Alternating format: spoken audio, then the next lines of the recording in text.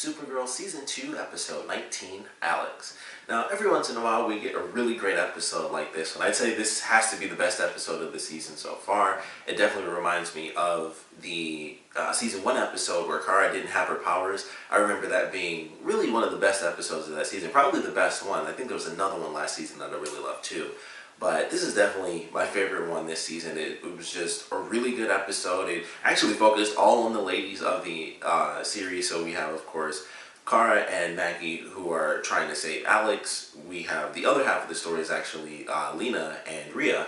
And I really liked what they did there too. And the whole episode was a lot of emotional stuff where it's like, ties to family and things like that. And, basically like when two people lose the same person, how those different levels of importance, are, kind of weighed in and stuff like that. So I really like the way that they did it. This episode kind of had what I thought the last episode was going to have with someone actually knowing Kara's secret.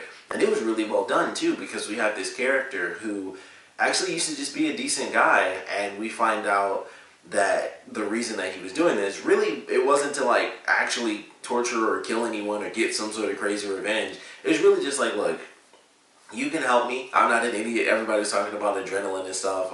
We get the flashback from season 1 of the car crash.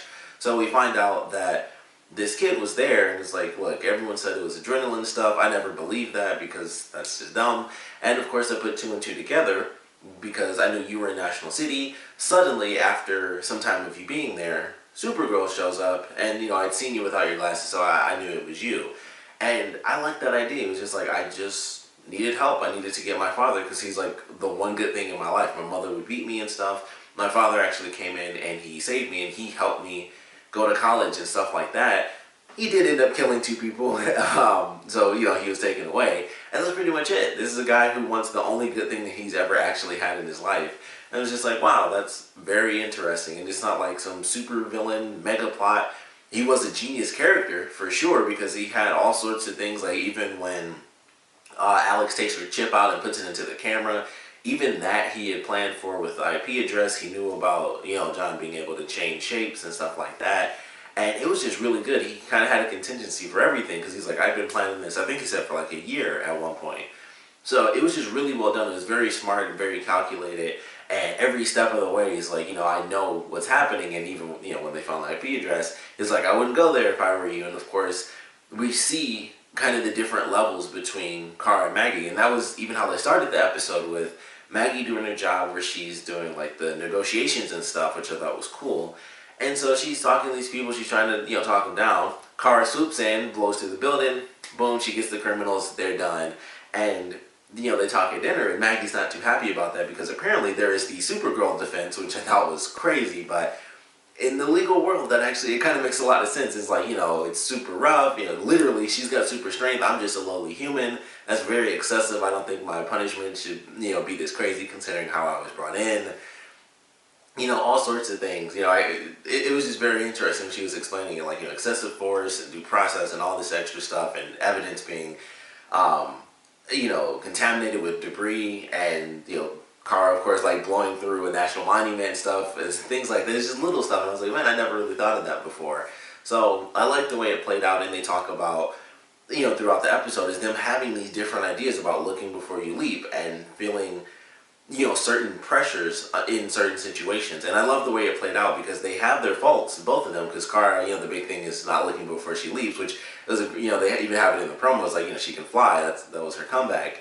But she's, not invincible, based on everyone she's going up against, so she doesn't really have to look before she leaps. But this was such a different, calculated situation that it played against them when they had, I think it was supposed to be like 18 hours or almost 20 hours left, and it chopped down to 4 because she lifted the panel off. So, it shows the faults of both their ideals, and how she was just kind of going in head first because she was kind of losing it. And Maggie was trying to be calm, like, this is kind of what I do, so you have to relax. Like, this guy knows something. Like, he's not acting like a man who just lost, so something is up here. You can't just go rushing in. But by the end of things, Maggie was willing to literally break this guy out of prison, break his father out of prison, to help save Alex, because it's like, we have no other options. I need to save this guy. Although I don't think that would have worked anyway, based off of the fact that the timer went out while they were in the prison still. Because I was like, oh, she must have left like an hour, hours ago. But I guess that wasn't the case. So I'm like, I don't know if that would have mattered anyway. But they went through just the processes of the two of them, both losing Alex or potentially losing her. And I love the way they did it. I thought it was very well done. And like I said, just the villain for this episode, he was locked up the whole freaking episode. He was just in complete control the whole time. And it's like, when John came in, it was like, you were really good. Like the part with my dad not knowing whether or not to hug me, that's classic him. But it was just really well done, the way they kind of played out those emotions and, their different tactics and the tactics of this guy who really just wanted the one good thing he ever had in life, but he, of course, went about it in the supervillain sort of way. So it was just really well done. But I love the way they did it. Carr kind of losing it early on, like when they went to see his dad, and I was like, well, there's another person who knows who Carr is, because she slams on the table and he looks down, and I'm like, well, add another person to the list who knows who Supergirl is.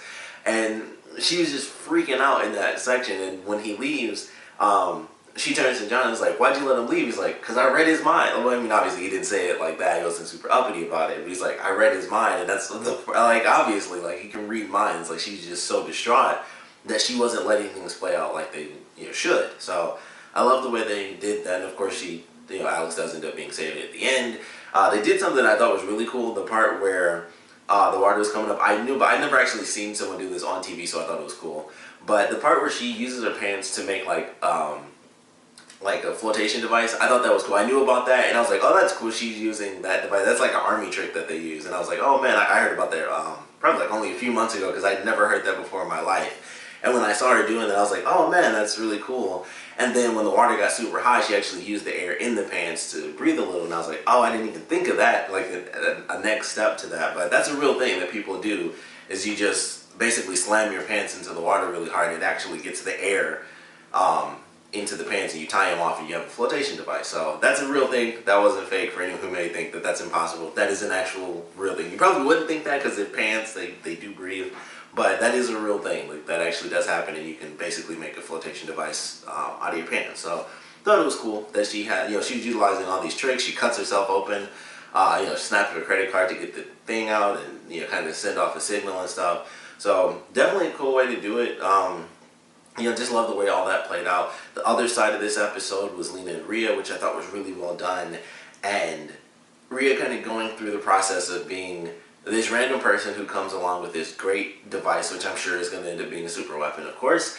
But, she has to get kind of Leena's confidence. And I love the way they do that, where they talk and, they talk about family. And technically she wasn't lying. Like, they are two women who are kind of estranged from their family because things just didn't play out the way they wanted to. Leena being basically in Monel's position, where she's actually the decent person, and of course Rhea basically being in Leena's mother's position, because I can't think of her name, and Rhea's of course the bad person. So you have two people who are estranged from their family, but one is estranged because the other people are bad, and then the other's estranged because she's the bad person. So I love the way that played out, where it's like, technically, if you kind of look at it on the surface, it's like, technically, they're both just estranged women from their family who have kind of lost the people they loved. And, of course, Rhea, flat out killed her husband. So, really different perspectives on how they're estranged from their family. But on the surface, they are quite similar. So, I love the way that played out. And I love how Leena realized what was going on, like when Rhea's like, thank the gods, and she just pauses for a second. I was like, bust it. And of course, she was super slick with the elevator thing. I was like, I want to get you a pass so you don't need an escort, and we just need your fingerprint. And of course, she's like, cool, and it blinks red, and I'm like, wow, that was just super smart. But ultimately, in the end, unfortunately, she doesn't know exactly who this woman is. She knows she's an alien, but Rhea's kind of able to play the card like, well, I just assumed that you would be a lot like your mother, who was not too, happy with aliens.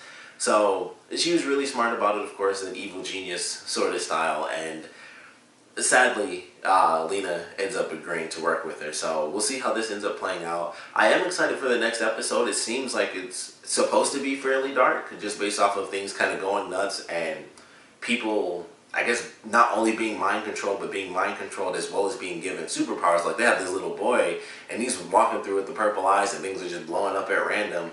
So it seems like it's going to be a fairly exciting episode. I'm actually looking forward to the next one. It seems like there's going to be a lot of weight to it with just random civilians causing all the chaos, and maybe Kara might kind of get to that point where it's like, do I kill these innocent people to save everyone else, or do I continuously try to find a way to stop them without killing them? Kind of the normal, like maybe the greatest superhero paradox, where it's like, do I kill the innocent person to save all these other innocent people, or do I fight even harder to save all the innocent people involved? So I feel like that might be where we're headed in the next episode. I think that'll be a good play for her character, because I mentioned in the last one, they sort of touched on it with innocent people kind of dying off where she can't save them, and I wanted to see that be a big part of an episode, because we haven't really had that outside of, like, you know, maybe a bomb goes off or something, but it's like a million miles away or whatever, but she was like in the actual vicinity of both the people dying in the last episode.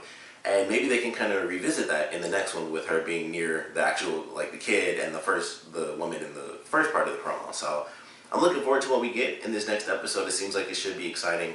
Don't know if it'll be able to hit as hard as this one did, because I think they just did a great job with it. But I am looking forward to it. Obviously, I really love this episode. I'd say it's the best one of the season so far.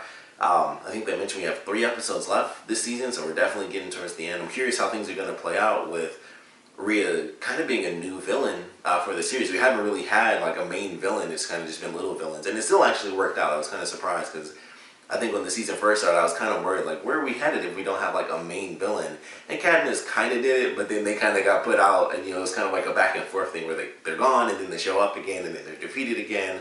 So I'm sure, you know, we'll still see Katniss later, but who knows how all that stuff is going to play out. They don't show up as often as you would think. They aren't like really main villain sort of style. They're there, but not nearly as often as you might expect. But certainly looking forward to this next episode, of course. We'd love to know what you guys thought about this episode, so please comment below. Let me know your favorite parts and least favorite parts. And I definitely want to know what you guys thought about the villain of this episode and the way they played it, and how, you know, this is a guy who wasn't like a super villain or anything. He was just a guy who wanted something, and he went about it in a villain sort of way. And it has such a interesting, like, intellectual impact on the characters, whereas like they have no power in this. So I would love to know how you guys felt kind of his tactics played on the elements of the characters in this episode. And, you know, of course, I just want to know what you guys thought about this episode in general, so please comment below, let me know, and thanks for watching.